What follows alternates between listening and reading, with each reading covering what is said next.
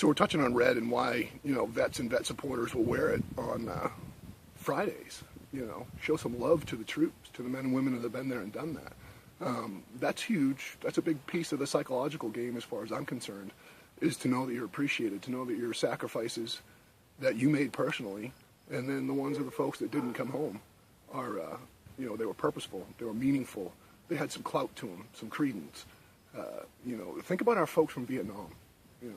These guys and gals came home, they were way unappreciated, they were spat on, they were called baby killers, and that mindset stayed for a long time. It's far better now when we fully understand and appreciate everything that they've done, but back in the day, I couldn't imagine. If I'd come off a plane after getting shot at and people trying to kill me on a regular basis and blown up, and you would spit on me, or you'd call me a baby killer, I would have lost all composure, and I probably would have beat you down right then and there, because that's unacceptable. That's asinine. That's not what Americans are about, at least not in my viewpoint of Americans.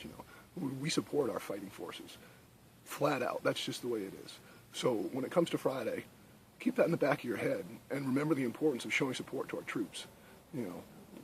Whether you agree with the conflict or not, soldiers follow orders, and if you don't have a standing service that's ready to go and defend our nation at a drop of the hat, at a moment's notice, and all volunteer service, by the way, then you'll be speaking a different language pretty soon.